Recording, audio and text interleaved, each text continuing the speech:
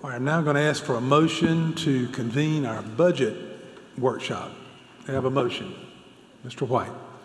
I make a motion we convene our budget workshop. And I have a second. Ms. Bumgardner seconds. And all those in favor, please raise your hand. And that's unanimous. And before we get started in our discussion, I'm going to turn it over to Dr. Hefner. We're going to try to clear up a couple of things that sounded like they were wrong, and then we'll go into our discussion. I just want, for the record, to indicate that our current enrollment is at an all-time high. According, we get our funding based on the 135th day, and our 135th day, which counts for students kindergarten through 12th grade, is 16,461, which is 68 students more than our previous all-time high, which was about 7 years ago.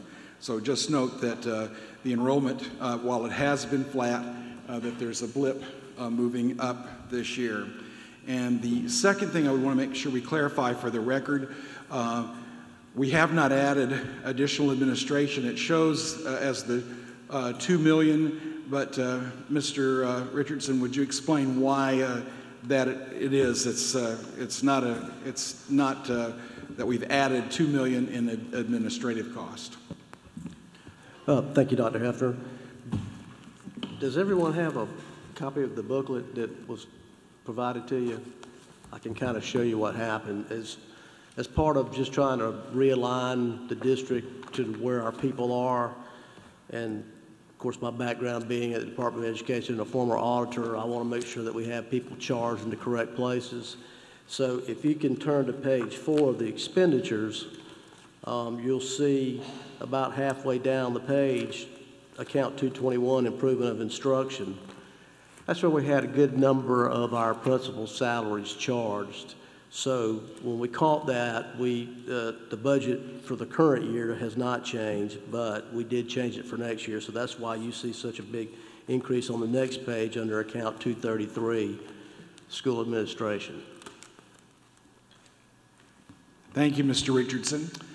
As we begin our discussion of the budget this evening, I have a few remarks that I would like to make as we frame our discussion. And I appreciate everyone's attention to the budget this evening and the participation that we've received. Clearly, we face challenges as we look ahead to next year. No question, as you heard referenced this evening, we are an extraordinary school district. It is such a privilege to be a part of this extraordinary organization. Extraordinary, let's look at our performance. We've had an A on the federal report card every year since its inception 3 years ago. We've got an excellent on the absolute rating of the state report card for the last 5 years and 11 of the 14 years since the state report card was initiated. Our SAT scores are above the national average every year on record since 1988, with the highest percentage of students being tested anywhere in South Carolina.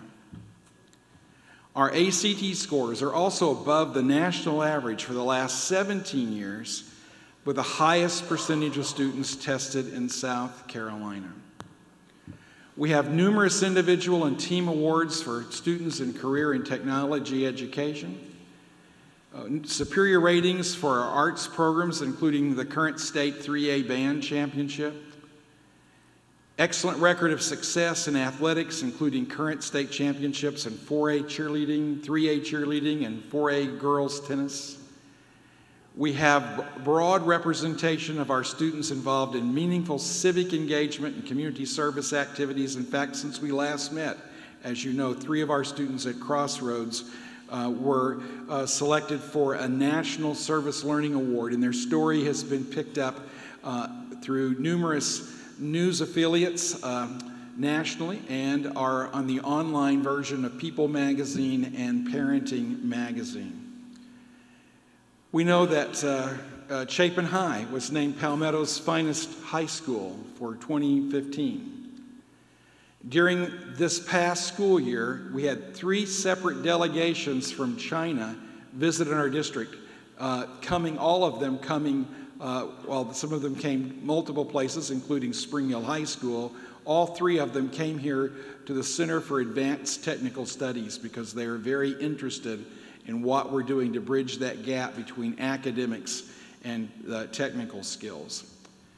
And as Mr. Gant mentioned at the beginning of the meeting, our graduates of the class of 2015 were offered more than $121 million in scholarships. So how are we able to get these results? Well, I think we're extraordinary, and we get extraordinary results for a number of reasons. I think one is our favorable teacher-student ratios, our competitive salaries and benefits, a broad range of programs, athletics, the arts, extracurricular activities, appropriate rigorous professional development, excellent physical setting, a safe, secure environment, and adequate support services, namely such things as nurses, social workers, and technology. In our recent study by Advanced Ed, our outside accrediting organization, they don't have to give us any powerful practices, but they gave us 3, which I think are a part of the reason for our district's status. One is our success in attracting, recruiting, and retaining high-quality professionals. Secondly, a rigorous, continuous program of professional learning. And thirdly, unique partnerships with parents and other stakeholders. We are, I think, by any measure, extraordinary. Now, the problem has already been alluded to as you see the gap that's growing between our expenditures and our revenues. The challenges for us to address this are multiple, but among those are these: the changing funding formula at the state level, inadequate funding from the state, and Act 388, which I'm sure there'll be more discussion of a little bit later.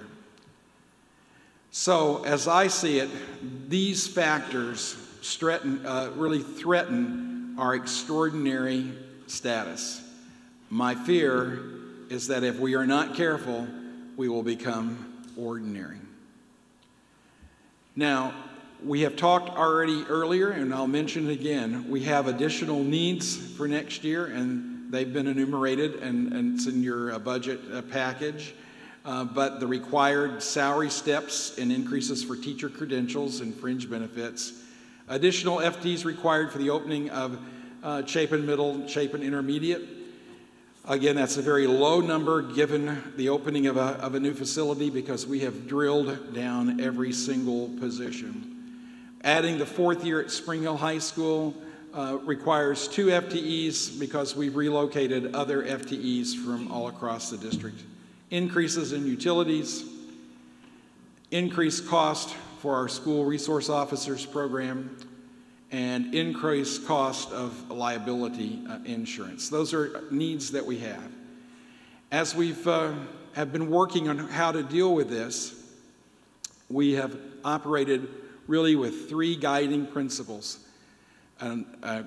which I have accepted as goals. Number 1, everyone who is currently employed in Lexington Richland 5 and is in good standing will have a job here next year. Doesn't mean they'll be doing exactly the same thing, but so far we've been able to ensure that everyone who had a job this past year will have a job next year. Secondly, barring any unusual circumstances, and there are a few of those cases, but not many, employees can expect to get paid at least as much next year as they got paid this year. And the third guiding principle is that all budget reduction should have the least possible impact on instruction. Now, I will tell you, given the amounts of money we're trying to cut, it makes it very difficult, and I would say impossible not to have some impact on instruction. So we should probably say the least possible impact possible. With no new programs or pay raises for any employees other than the required step increases, which are for certified people are required by law. The required revenue for a status quo budget would be approximately $1.67.8 million. So again, to stay at status quo, 167.8. Our current budget for the year we're just ending is 163.3. So there's a difference there of 4.5 million. And so again, we feel like for status quo, we would need 1.67.8. But we know that the projected maximum allowed by law is 166.4. So right off the top, we know that there's a gap of 1.4, which are that can't even be up for consideration. Those are mandatory cuts. I would tell you that this reflects these major cost containment measures. These are the major ones.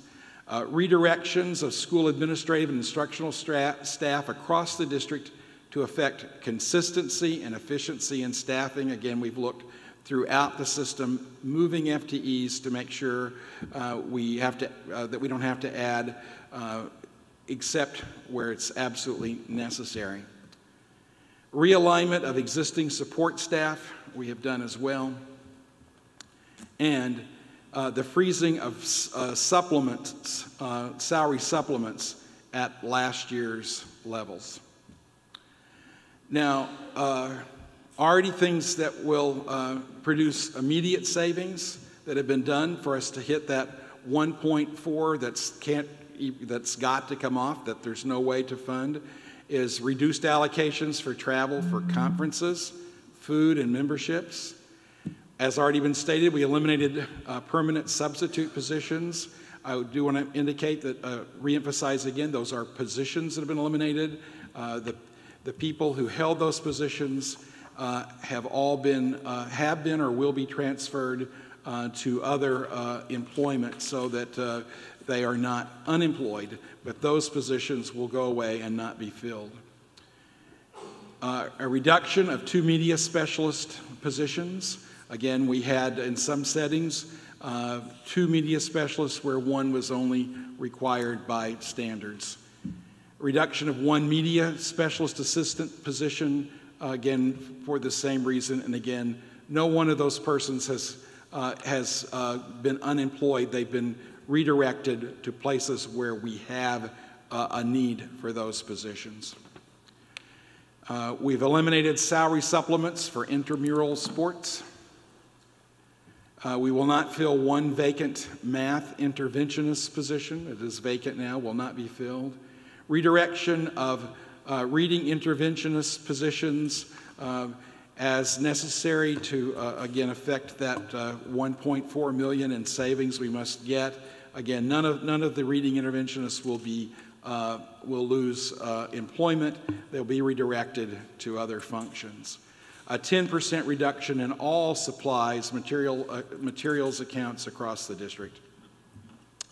As Mr. Richardson addressed earlier, reduce temperature settings for heat by 1 degree, increase temperature settings for cooling also by 1 degree, and changing our lawn mowing cycle from every 7 days to 10 days.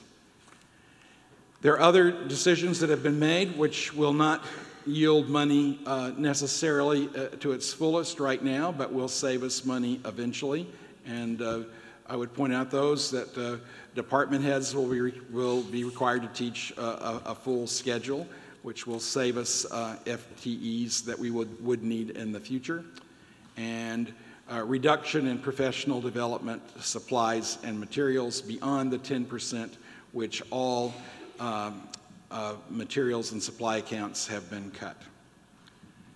Other possible cuts, if the budget is not funded at the level of 166.4 million.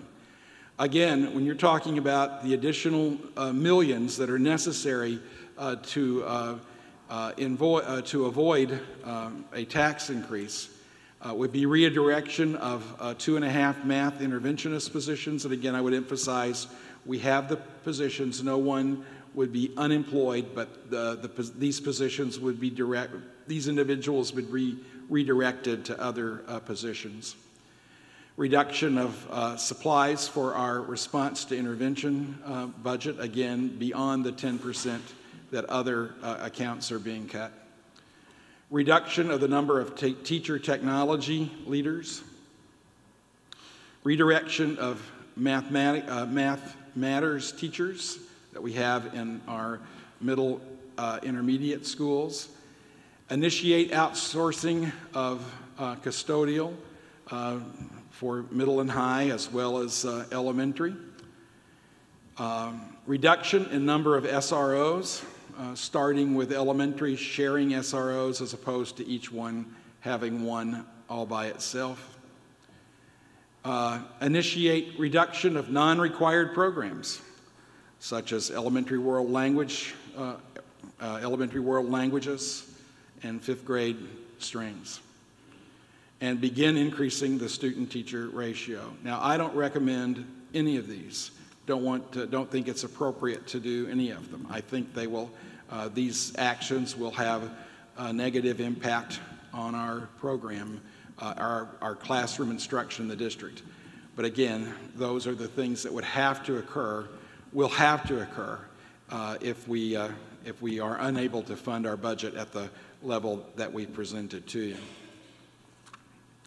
Again, we are an extraordinary district. My fear is that if we don't do what we need to do, we will become an ordinary district. I would ask that Mr. Richardson now answer or make any additional comments he wishes to make as we address your questions. Mr. Richardson, did you have anything at this time or anything from public participation that you needed to clear up or help a better understanding? And No, sir. I'll be glad to try to answer any questions that any of you may have, though. Mr. White had asked me, I think Mr. White has prepared a presentation that he's been working on since our last discussion of the budget. So I'm going to yield the floor to Mr. White. And